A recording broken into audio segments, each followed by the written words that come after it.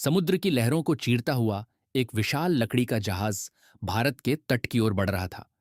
वर्ष 1600 था। उस जहाज पर बैठे अंग्रेज व्यापारी उत्साहित थे, क्योंकि उन्होंने भारत के बारे में सुना था। एक ऐसा देश जहां सोना, चांदी, मसाले और रेशम की मार कोई कमी नहीं थी। उनका उद्देश्य केवल व्यापार करना था, पर उन्हें स्वयं भी नहीं पता था कि वे इतिहास की दिशा बदलने वाले हैं।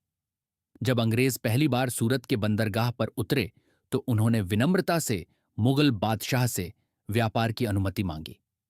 उन्होंने कहा कि वे केवल व्यापारी हैं और यहां से सामान खरीदकर अपने देश ले जाना चाहते हैं। बादशाह ने उन्हें अनुमति दे दी। अंग्रेजों ने छोटी छोटी फैक्ट्रियां बनाई और व्यापार आरंभ कर दिया।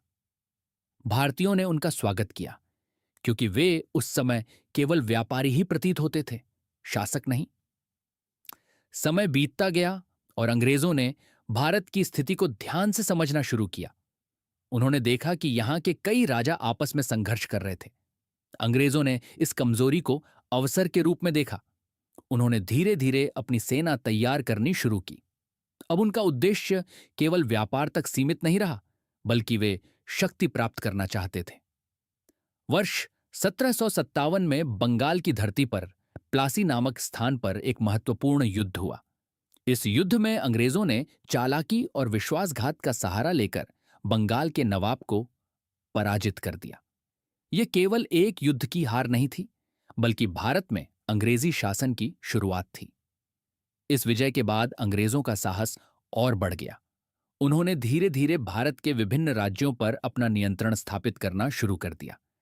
कहीं उन्होंने युद्ध किया, कहीं संधि की और कहीं छल का सहारा लिया। जो लोग कभी इस देश में व्यापारी बनकर आए थे, वही अब इस देश के शासक बन चुके थे। ये कहानी हमें सिखाती है कि जब किसी देश में एकता कमजोर हो जाती है, तो बाहरी शक्तियां उसका लाभ उठा सकती हैं। और इसी प्रकार व्यापारी बनकर आए अंग्रेज धीरे धीरे भारत के शासक बन गए।